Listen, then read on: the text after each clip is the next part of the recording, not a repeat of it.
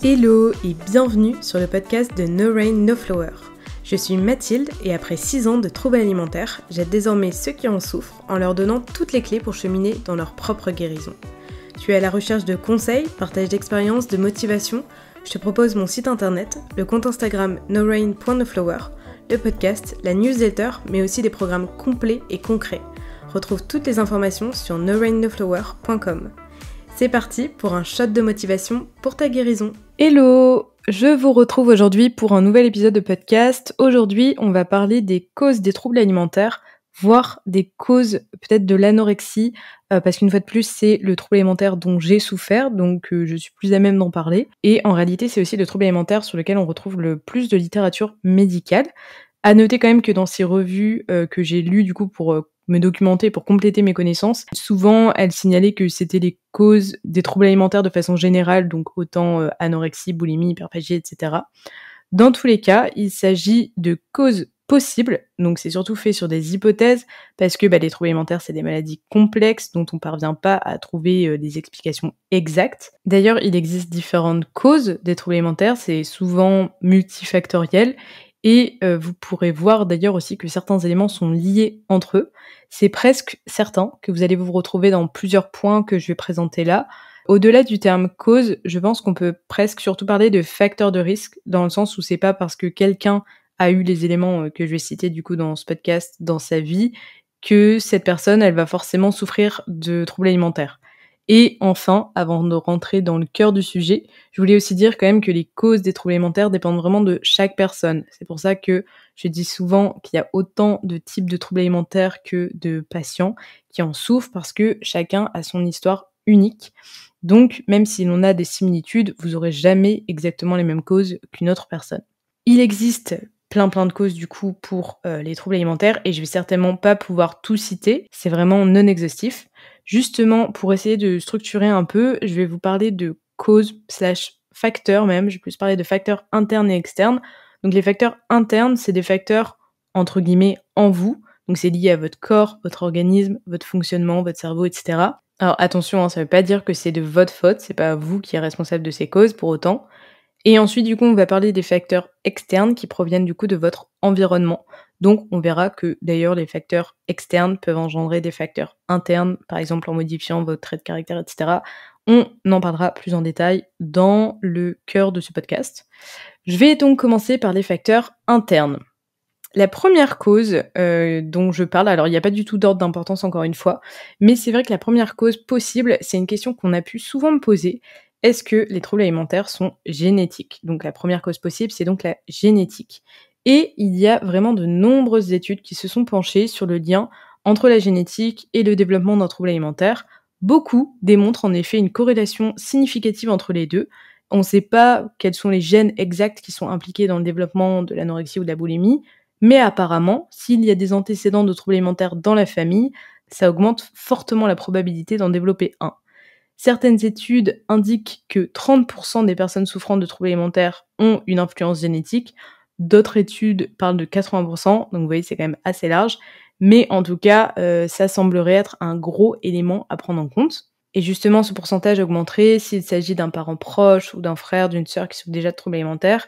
Et en fait, en quoi ça représente une cause possible ? Parce que les enfants font du mimétisme, donc en voyant un parent, par exemple, avoir des troubles du comportement alimentaire, il va potentiellement reproduire les mêmes comportements ou du moins adopter les mêmes croyances, les mêmes mécanismes.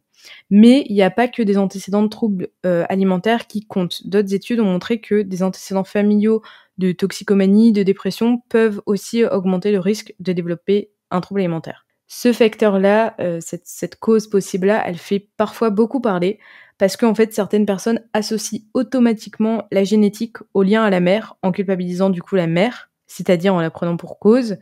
Et honnêtement, je pense que surtout avant, j'espère quand même que ça a évolué, mais que même le monde médical allait facilement prendre en cause la mère.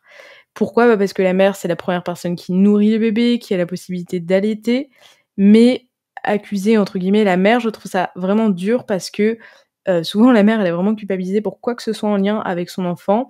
Or c'est pas vrai, c'est pas la mère qui provoque, l'anorexie de son enfant. Certes, si la maman souffre elle-même d'un trouble alimentaire, ça augmente sans doute les risques que sa fille ou son fils, le développe, mais c'est un facteur de danger et pas un lien de cause à effet, systématique direct. Et puis, il y a pas que la mère, hein, qui peut influencer, il y a aussi le père, les grands-parents, et cetera. Et il y a des enfants qui ont des parents avec des troubles alimentaires, mais qui n'en développent pas, et d'autres qui n'ont aucun membre de la famille qui a un trouble alimentaire et qui pourtant en développent. Donc voilà, je le précise parce que je trouve quand même ça difficile quand les parents et notamment la mère est accusée à tort, surtout que je sais, enfin j'ai pas mal de parents qui viennent me parler et qui culpabilisent déjà énormément de voir leur enfant avec un trouble alimentaire. Moi c'était le cas de mes parents. Après, encore une fois, hein, ça dépend aussi de l'histoire de chacun, s'il y a eu des traumatismes en lien, etc. Mais je trouvais ça quand même intéressant de le dire, notamment s'il y a des parents qui m'écoutent, parce que je sais que c'est une question qui revient souvent des parents quand ils sont avec des médecins, ou même moi, on m'a souvent déjà posé la question. Voilà, moi c'est mon point de vue en tout cas. Après, comme je dis, il y a plein de facteurs qui peuvent jouer et je ne prononce pas non plus les choses avec exactitude parce que ça dépend vraiment de l'histoire de chacun. Deuxième facteur, deuxième cause possible des troubles alimentaires, c'est les autres problèmes de santé mentale qui peuvent créer un terrain favorable au développement de la maladie. Par exemple, une personne qui souffre d'anxiété, de dépression, de TOC, donc de troubles obsessionnels compulsifs, présente une probabilité plus accrue de développer un trouble alimentaire. Je vais faire notamment un focus sur l'anxiété parce que beaucoup de personnes souffrant d'anxiété depuis longtemps, souvent depuis l'enfance, comme avec un TAG, donc un trouble anxieux généralisé, ou qui souffrent de phobie sociale, etc., souffrent d'un trouble alimentaire à un moment de leur existence. J'ai lu une étude qui indiquait que 2/3 des patients qui souffraient d'anorexie peinaient déjà avant d'anxiété. Et personnellement, c'était mon cas. Et d'ailleurs, aujourd'hui, je souffre encore d'anxiété d'une façon différente. J'ai quand même vachement avancé, mais c'est pas encore simple. Et pour moi, c'est vraiment le nerf de la guerre dans ma vie. Et je pense pour énormément de personnes, c'est pour ça d'ailleurs que j'avais fait en premier les premiers livres que j'ai sortis, c'est vraiment sur ça, sur l'anxiété liée au TCA, parce que c'est hyper important de travailler aussi en fait, de pas se dire pour l'instant je me focus sur les TCA et ensuite gérer l'anxiété, c'est vraiment 2 choses à faire ensemble. Troisième point qui peut être du coup un facteur interne lié au développement des troubles alimentaires, c'est les problèmes de santé qui sont liés à l'alimentation. On retrouve parmi principalement, d'abord l'obésité infantile. Donc les enfants, les adolescents qui ont des antécédents d'obésité infantile sont plus à risque de développer de la boulimie ou de l'hyperphagie.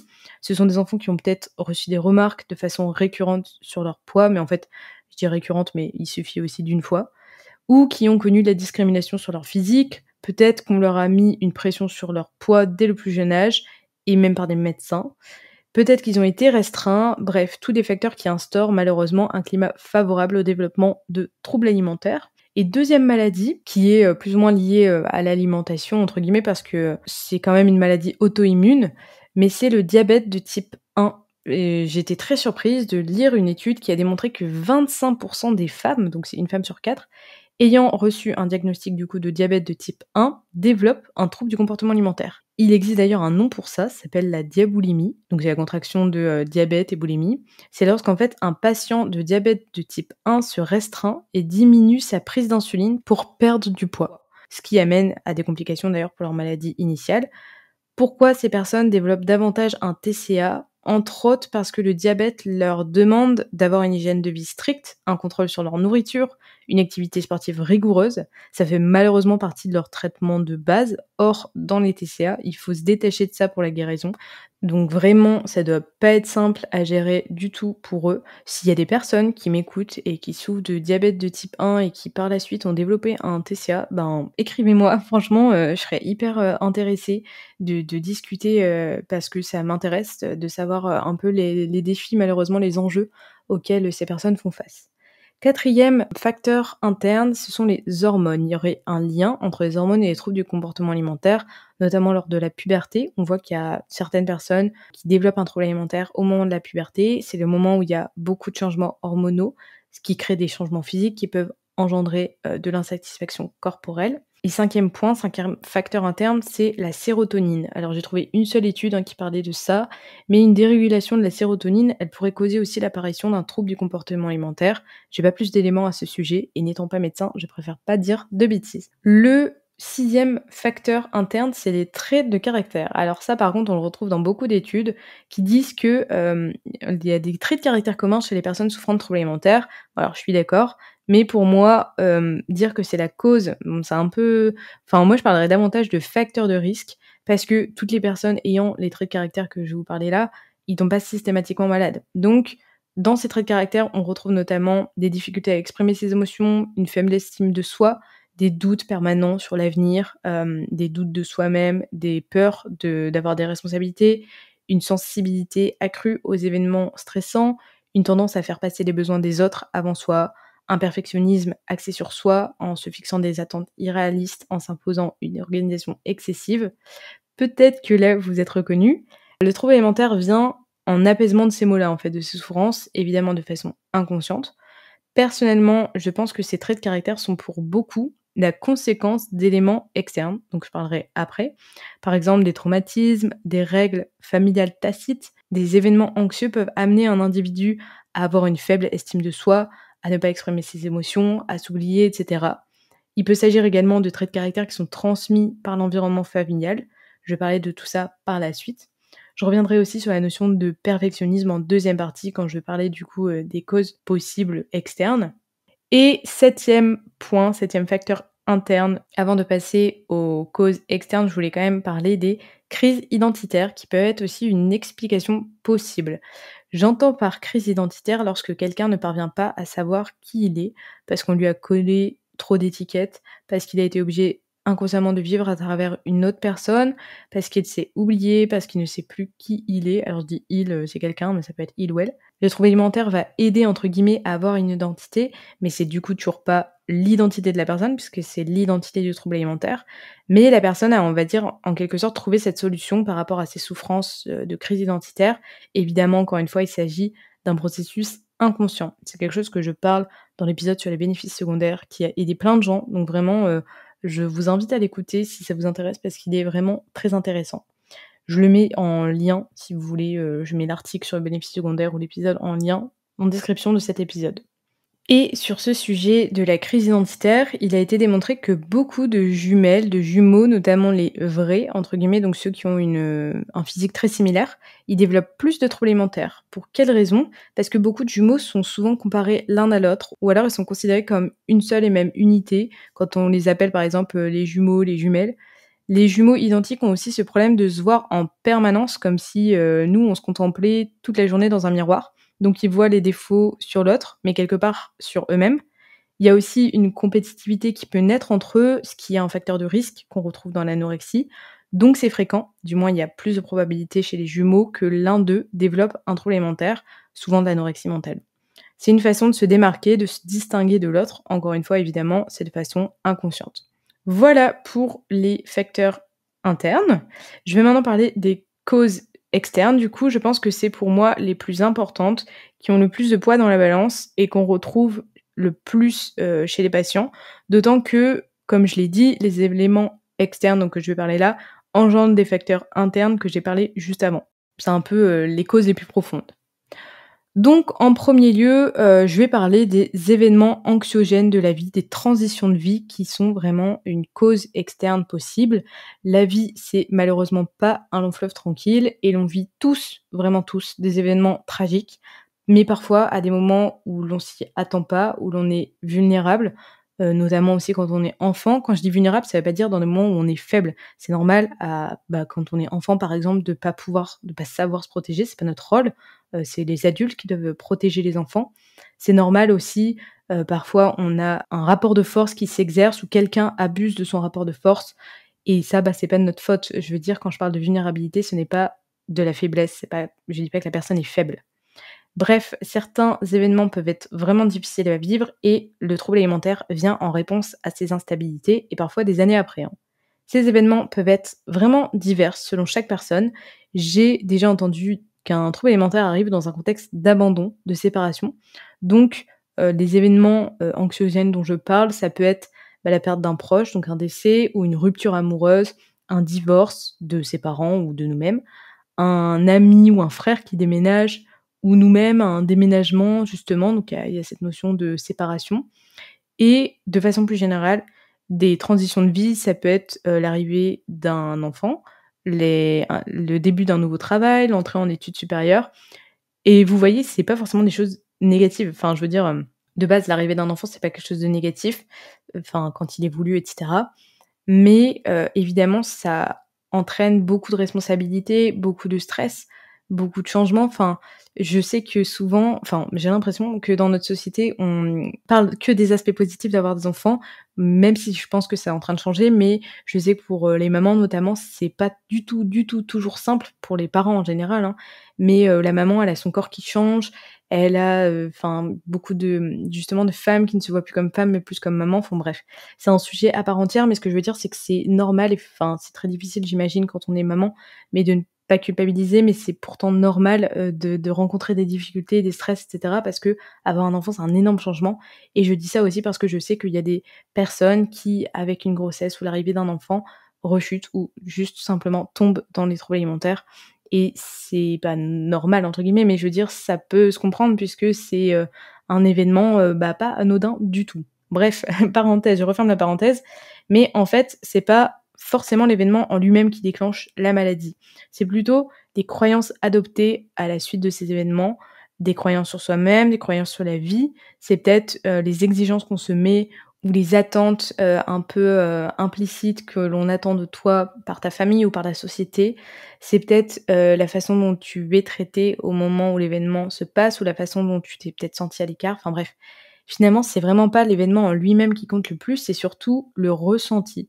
Et c'est pour ça que c'est vraiment important d'analyser ces événements, même si ça vous paraît des événements qui sont genre «anodins» entre guillemets, peut-être que votre ressenti au moment même, ce qui s'est passé en vous, vous a vraiment beaucoup impacté. Vous pouvez, si vous le voulez, écrire ce que vous ressentiez à ce moment-là ou en parler avec un psy. Mais moi, je sais que, quand je suis arrivée à l'hôpital, j'avais écrit mon histoire et en fait, le fait d'écrire, ça peut vraiment aider à enfin, tu vas peut-être écrire des choses auxquelles tu aurais pas pensé et ça peut vraiment aider à mieux comprendre. Je précise aussi que c'est le ressenti qui est important parce que 2 individus peuvent vivre le même événement, mais pourtant seulement l'un d'entre eux peut «mal le vivre» entre guillemets ou peut tomber dans une maladie mentale comme les TCA. Ça veut pas dire que l'un d'entre eux est plus faible ou que c'est dans sa tête ou que, il en fait trop, pas du tout. Chaque personne réagit à sa façon et dans son contexte, dans son interprétation. Voilà, vraiment, c'est vraiment très important à prendre en compte ça. Je sais que c'est pas simple, mais c'est vraiment important. Deuxième cause externe possible, et c'est très intrinsèquement lié à ce que je viens de dire en fait, c'est les traumatismes. Simplement là, je fais un point à part parce que j'ai pas évoqué d'autres traumatismes qu'on retrouve comme antécédents chez les personnes souffrant de troubles alimentaires comme les violences physiques, les violences sexuelles, le harcèlement scolaire, les relations amoureuses toxiques. Mais un traumatisme, c'est pas forcément quelque chose d'aussi «tragique» entre guillemets. Je sais que certains se sentent illégitimes parce qu'ils ont pas vécu entre guillemets du coup de traumatisme, ou du moins plutôt, ils ne pensent pas avoir vécu de traumatisme. Parce que c'est vrai qu'on fait souvent le parallèle entre agression sexuelle et TCA. En réalité, c'est moins de 30% des patients, bon c'est déjà beaucoup trop, qui ont eu une agression sexuelle. Un traumatisme, c'est très vaste et ça repose pas, encore une fois, sur l'événement en lui-même, mais sur le ressenti de la personne. Par exemple, je vais vous donner d'autres exemples de ce que ça peut être un traumatisme, ça se trouve, vous allez vous retrouver là-dedans. Un traumatisme, ça peut être le fait de grandir avec un parent qui n'exprime pas d'affection, un parent qui est absent physiquement, mais qui peut aussi être absent dans les mots. Enfin, parfois, tu as un parent qui est là, mais qui est en réalité pas vraiment là, quoi. Enfin, qui ne prend pas place, du moins, dans son rôle de parent. Un traumatisme, ça peut être avoir un parent qui vit à travers toi, qui essaie de te modeler comme il voudrait que tu sois. Ça peut être devoir t'occuper de tes propres parents ou de tes frères et sœurs alors qu'en fait t'es qu'un enfant. Un traumatisme, ça peut être le fait d'être culpabilisé dès que tu exprimes tes sentiments, tes émotions. On t'interdit peut-être de pleurer ou d'être en colère parce que c'est pour des gens faibles. Enfin, évidemment, moi je pense pas ça, mais ça peut être des choses qu'on vous a dit. Un traumatisme, ça peut être aussi le fait d'avoir déménagé fréquemment parce que, tu pas de stabilité du coup. Un traumatisme, ça peut être des disputes fréquentes entre tes parents, ça peut être grandir dans une famille qui n'accepte pas la différence, ça peut être grandir dans une famille qui base tout sur l'apparence, ça peut être le fait d'avoir été soumis à la pression de tout réussir, ses études, de pas avoir le droit à l'erreur, ça peut être, le fait de pas se sentir soutenu dans ses choix de vie, ça peut être le fait de grandir dans une insécurité financière, ça peut être le fait de grandir dans une famille où l'on prend pas en compte ce que l'enfant ressent. Bref, c'est vraiment ultra vaste. Après, ça veut pas dire que les personnes qui ont vécu ça développent forcément un trouble alimentaire, Mais en tout cas, voilà, je voulais vous donner vraiment plein d'exemples de traumatismes parce que souvent on a un peu, des clichés sur des traumatismes, mais voilà, c'est vraiment très vaste. Et un trouble alimentaire du coup survient dans le cadre d'un traumatisme si ce dernier du coup n'est pas résolu ou du moins pas totalement résolu, parce que parfois on pense que c'est résolu, mais on a enterré ce qu'on ressentait ou on a caché pour protéger l'autre ce qu'on ressentait ou on n'a jamais vraiment dit, enfin il y a beaucoup de non-dits et cetera. Et encore une fois, l'importance d'un traumatisme ou la gravité d'un traumatisme ne peut être jugée. Vraiment, l'important, c'est ce que toi, tu ressens, pas ce que l'opinion publique pense. Je sais que c'est pas simple de prendre du recul, de pas ressentir ce sentiment d'illégitimité, vraiment, je le sais. Mais c'est important de toi-même te reconnaître comme victime pour pouvoir t'accorder la bienveillance dans ta guérison de tes blessures, je parle. De toute façon, je vais dédier un épisode de podcast au sujet de traumatisme. Ça fait 1 an que je sais dans ma tête que je veux le faire. En fait, ça me tient vraiment à cœur. Mais c'est pas anodin de parler de ça, donc c'est pas un sujet facile à préparer, on va dire. Ça me tient à cœur parce que je pense qu'il y a beaucoup de préjugés. Beaucoup ne se sentent pas concernés, ou plutôt ne se sentent pas légitimes d'être concernés, mais pourtant ils le sont. Et en plus de ça, il y a vraiment un gros lien entre un traumatisme et sa façon d'aborder la vie, et notamment le développement du coup potentiel de troubles alimentaires. Avant de clôturer le sujet sur les traumatismes dans cet épisode, je voulais aussi parler des moqueries, du harcèlement, des remarques sur le corps, l'apparence physique. Beaucoup des personnes souffrant de troubles alimentaires, une étude indiquait 60%, c'est énorme. Beaucoup de ces personnes-là affirment avoir reçu du coup des commentaires sur leur poids ou leur physique. C'est notamment par des membres de la famille, des médecins, méga grave, des professeurs, des entraîneurs de sport, des camarades de classe. Or, forcément, ces commentaires engendrent de l'insatisfaction corporelle. Et si tu es déjà dans un contexte où tu as une faible estime de toi-même due à n'importe quelle autre cause, forcément, ça augmente la fertilité du terrain pour le développement d'un trouble alimentaire. Troisième cause externe possible, c'est les histoires familiales, les traumatismes transgénérationnels. Les traumatismes, les événements tragiques, les non-dits qui se transmettent de génération en génération, ça peut vraiment être lié. Je ne sais pas si vous savez que les descendants des survivants de l'Holocauste, donc des camps de concentration, ils ont développé plus de troubles alimentaires que des personnes qui ne descendaient pas du coup de survivants des camps. Parce que ces survivants, du coup, ils ont été soumis à une énorme famine, malheureusement, et à des conditions horribles. Et à cette époque, on n'exprimait pas ce qu'on ressentait. C'était même mal vu de voir un psy. Et du coup, ils ont tout gardé en eux et la mémoire du corps s'est transmise avec son lot de traumatismes, ce qui a favorisé le développement d'anorexie sur les générations suivantes. Il y a vraiment des études qui montrent ça. Personnellement, je crois vraiment beaucoup en la psychologie transgénérationnelle et je pense que c'est vraiment intéressant de demander à ses parents, ses grands-parents ou grands-oncles, grand-tantes si c'est possible, de parler un peu de l'histoire familiale. Moi, je l'ai fait même il y a pas si longtemps, enfin genre il y a 2-3 ans, parce que en fait, je l'ai pas fait pour ça de base, mais en fait, c'était, l'anniversaire de mariage de mes parents, les 30 ans et pour leur, anniversaire de mariage, j'ai voulu faire un livre qui reconstitue en fait, l'histoire de la ferme dans laquelle j'ai grandi. Mon père est agriculteur et en fait, ça fait, plusieurs générations que cette ferme est dans la famille et du coup, il y a une vraie histoire. Enfin bref, c'est méga intéressant et du coup, j'avais beaucoup, demandé à ma grand-mère de me raconter des anecdotes, l'histoire et cetera et en même temps, j'ai su que, il y avait une autre personne qui souffrait d'anorexie, dans mes ancêtres, qu'il y avait eu 2 suicides et tout ça, je le savais pas. J'ai appris vraiment plein de choses. Est-ce que ça m'a permis d'expliquer mes TCA? Non, mais c'est un élément en plus dans la balance. Je sais pas si on vous a déjà posé cette question, mais moi, c'était quand même fréquent, où des psys ou à l'hôpital, etc., ils me demandaient est-ce que j'avais des antécédents de dépression, de TCA, etc. À chaque fois, je disais non, parce que je savais pas, en fait. Mais j'en avais, mais en fait, c'est pas pour ça qu'on va dire, ah ok, c'est pour ça. C'est juste que c'est genre un élément en plus et ça peut te permettre un peu de connaître. Et il y a vraiment aussi plein de reportages hors TCA, mais plein de reportages sur la psychologie transgénérationnelle, des personnes qui étaient pas bien. Par exemple, j'avais vu une fois un reportage où toutes les femmes vers 40 ans n'allaient pas du tout bien dans une certaine famille. Et une femme, quand elle a atteint les 40 ans, elle allait pas bien non plus, etc. Et elle a fait des énormes recherches sur ses ancêtres et tout, vraiment des énormes recherches. Et en fait, elle a découvert genre un gros secret qui s'était passé pendant la guerre, etc. Des années et des années avant.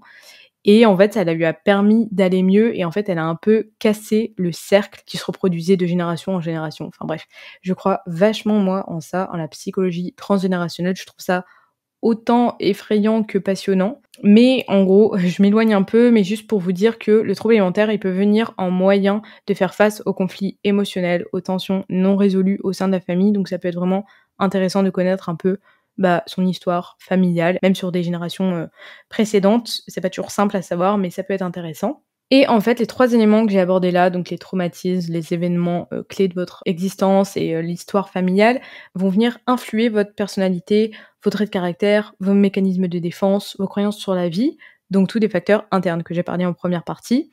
Et d'ailleurs, du coup, je vous avais parlé en première partie de perfectionnisme, j'y reviens maintenant. On dit souvent que l'anorexie est liée au perfectionnisme, au contrôle. Je pense que c'est aussi surtout lié à une recherche de sécurité intérieure.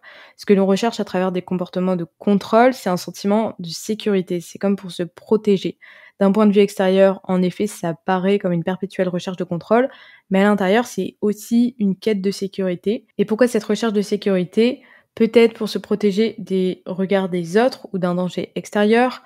Certains souhaitent inconsciemment devenir tellement maigres qu'ils seraient comme invisibles, à l'abri de tout danger. D'autres développent inconsciemment comme une carapace à travers des kilos émotionnels pour se protéger. Ça peut être dû à une sécurité jamais totalement ressentie durant l'enfance. Ça peut être dû à un manque de sécurité dans un environnement actuel qui semble menaçant.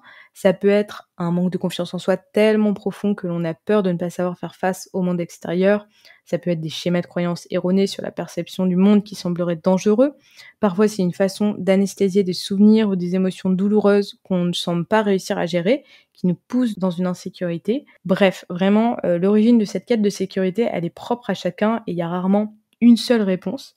Mais essayez de vous demander de quoi vous protège votre trouble alimentaire. Quelle sécurité il vous apporterait? Est-ce que c'est une sécurité qui vous a manqué, que vous aurez aimé avoir, etc. J'avais vraiment envie de parler de ça parce que moi, c'est quelque chose que j'ai pris conscience une fois être sortie en réalité des troubles alimentaires, mais le fait de travailler dessus, du moins, m'a certainement aidé à ne pas replonger. Voilà, enfin, je trouve que faire ce lien avec la sécurité intérieure est hyper intéressant et j'en parle aussi parce que souvent quand je parle avec des gens, je me rends compte aussi qu'ils ont manqué d'une certaine sécurité ou qu'ils ne se sentent pas en sécurité en fait. 4e point qui peut être une cause externe du coup, c'est la pression culturelle. C'est pas la première fois que j'en parle, mais on vit dans une société malheureusement qui inculque une culture du régime, qui valorise la minceur, qui associe d'ailleurs la minceur au succès, à la beauté, à la performance. Et on est même dans une société grossophobe, et tout ça, c'est véhiculé par des médias, par des médecins, des membres de la famille, des élèves à l'école, même des inconnus. Donc, forcément, ça cultive un terrain favorable à une mauvaise image corporelle et donc au développement de la maladie.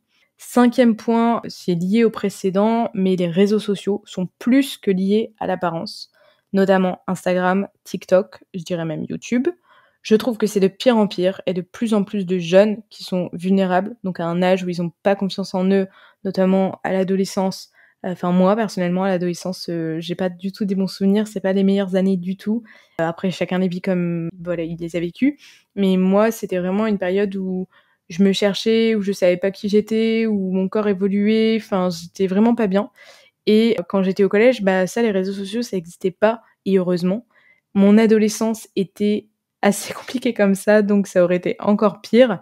Mais je remarque vraiment qu'il y a de plus en plus de jeunes, malheureusement, sur ces plateformes-là. Les réseaux sociaux sont dangereux parce qu'ils véhiculent une perception irréaliste de l'image corporelle. En plus, les interactions humaines réelles, entre guillemets, donc en face à face, sont beaucoup moins priorisées pour des interactions virtuelles. Alors ça peut être bien pour certaines personnes qui, du coup, ça leur permet peut-être de parler avec d'autres personnes, mais pour d'autres personnes, ça va les faire aussi se renfermer sur elles-mêmes. En plus de ça, parfois tu parles avec des inconnus que tu penses être comme ça, mais qui sont pas du tout cette personne-là dans la vraie vie.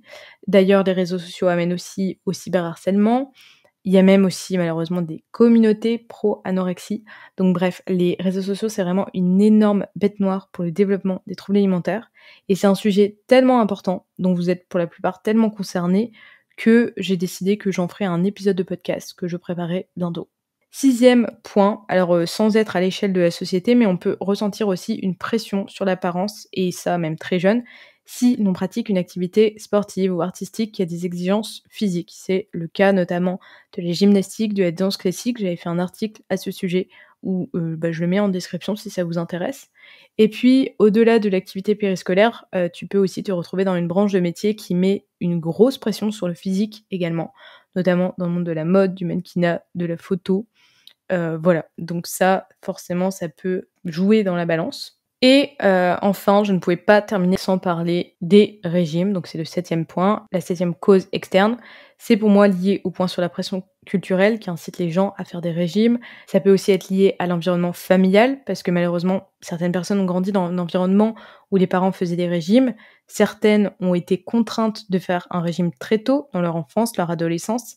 Certaines ont enchaîné des années dans les régimes, et les régimes sont souvent un facteur de risque aux troubles alimentaires, à savoir que 98% des régimes échouent. Et il y a de nombreuses études qui ont été démontrées, qui ont démontré en fait que beaucoup des symptômes des troubles du comportement alimentaire sont en fait des symptômes de la famine. J'en parle d'ailleurs dans l'épisode de podcast ou l'article de blog sur la famine, où je parle de l'expérience du Minnesota, qui est vraiment très intéressante. La restriction, elle affecte le cerveau, elle entraîne des changements d'humeur fréquents, une pensée rigide, de l'anxiété, etc. D'ailleurs, j'ai aussi fait un article sur les conséquences de l'anorexie et beaucoup des conséquences citées sont en fait le résultat de la restriction. Après, on entend souvent dire que les troubles alimentaires débutent après, entre guillemets, un régime foiré. Pour moi, et ça vaut d'ailleurs pour plein de causes que j'ai exposées dans cet article, il y a une différence entre un déclencheur et la cause profonde. Je vous donne mon cas, j'ai eu une relation amoureuse, même plutôt une rupture amoureuse, qui a été un déclencheur à mes troubles alimentaires. Pendant longtemps, j'ai cru que c'était de la faute de mon ex si j'étais tombée dans les troubles alimentaires, mais en fait, c'était la relation dans laquelle j'étais, la façon dont je me ressentais, qui venait faire écho à quelque chose de beaucoup plus profond qui remontait à mon enfance. Pareil, je suis tombée malade dans un contexte de séparation amoureuse, mais aussi de séparation géographique, puisque c'était lors d'un voyage à l'étranger. Et c'est pas à cause du voyage non plus que je suis tombée malade, ça a été encore une fois un déclencheur. Ça venait faire écho à la séparation avec ma mère, à ma peur de grandir, d'être adulte, etc., à des blessures d'enfance, encore une fois. Donc voilà, franchement, je vous invite vraiment à vous poser des questions sur le moment où vous êtes tombé malade. Bon, à peu près évidemment, parce qu'il n'y a pas de date précise, mais essayez d'identifier un peu les déclencheurs. Et pour chaque déclencheur, essayez de comprendre ce que vous vous êtes dit à ce moment-là dans votre tête, dans quel contexte vous étiez. Ça peut vraiment vous aider à identifier peut-être des croyances que vous aviez, de faire des parallèles avec un autre moment de votre vie plus lointain. Alors vous n'allez pas forcément du tout avoir les réponses directes. Moi, j'ai fait ce travail-là vraiment petit à petit, mais vraiment c'est important. Je vous invite aussi à chercher vos bénéfices secondaires, ça peut vous aider à trouver les causes. Dans le programme Butterfly Body, il y a pas mal de vidéos, d'exercices où je vous propose de vous aider à travailler du coup sur l'origine, le pourquoi de votre maladie, parce que pour moi c'est vraiment important de comprendre le contexte, l'histoire. Après, il faut pas se mettre de pression. C'est important d'avoir des éléments, mais vous devez pas tout résoudre tout de suite pour guérir. Moi, j'ai eu la réponse à la plupart des questions que je me posais sur mon histoire une fois guérie. Et c'est normal parce que j'avais plus de liberté mentale, plus d'énergie pour y répondre, etc. Mais par contre, le fait d'y répondre, d'avancer dessus, je pense que ça m'a permis de vraiment pas rechuter, j'en suis même certaine. Après, évidemment, c'est personnel à moi puisque chaque personne a sa façon de guérir. Mais vraiment, en fait, le fait de travailler sur tout ça, même si j'avais des toutes petites brides de réponses ou même parfois j'ai fait des fausses routes. En gros, je pensais que c'était de la faute de telle personne ou de tel événement, alors que non. J'ai aussi compris que ça sert à rien de chercher un coupable précis. Vraiment, en fait, le fait de reconstituer mon histoire et le fait d'avancer là-dessus, ça s'est vraiment fait petit à petit, par des tout petits pas, en me posant des bonnes questions, etc. Mais c'est pas quelque chose de linéaire et c'est pas t'as les réponses et du coup tu vas mieux. Vraiment, le travail de guérison, c'est pas quelque chose de simple, mais c'est vraiment important de pas non plus travailler que sur les conséquences du trouble alimentaire. C'est vraiment important pour moi de travailler sur les causes. Pour moi, c'est même plus important. Après, encore une fois, chaque parcours de guérison est différent. Les conséquences, évidemment, faut aussi travailler dessus, mais vraiment, les causes sont très importantes parce que souvent, les troubles alimentaires viennent en réponse à vraiment une blessure profonde. Voilà, j'espère que je vous ai donné des pistes de réflexion, que ça va vous permettre d'avancer, même si c'est que dans un tout petit peu. Mais vraiment, j'espère que je vous donne quand même des éléments de réponse. Quand je fais un épisode comme ça, c'est tellement... il y a tellement de choses à aborder et c'est tellement profond et tellement complexe aussi les causes que j'ai l'impression de partir dans tous les sens et que finalement, on comprend pas forcément ce que je veux dire. Donc j'espère quand même que vous y voyez clair. Encore une fois, c'est plus que fortement possible que votre trouble alimentaire soit lié à des éléments que j'ai pas dit dans cet article. C'est normal parce que je connais pas l'histoire de chaque personne. Mais comme j'avais dit au début, les causes sont tellement multiples que c'est non exhaustif. N'hésitez pas vraiment à apporter votre témoignage, à parler de vos causes en commentaire de l'article de blog que je mets en description à chaque fois. Ça peut aider d'autres personnes à se reconnaître puisque, comme je dis à chaque fois, il y a plein de parcours de guérison différents. Donc c'est intéressant d'avoir le point de vue d'autres personnes. Et puis, je vous remercie de m'avoir écouté. N'hésitez pas à me mettre une note sur votre plateforme d'écoute. Ça me permet de savoir que ça vous plaît. Donc, c'est super important pour moi. Je vous dis à bientôt. Prenez soin de vous. On se retrouve bientôt pour un épisode de podcast. Ciao, ciao!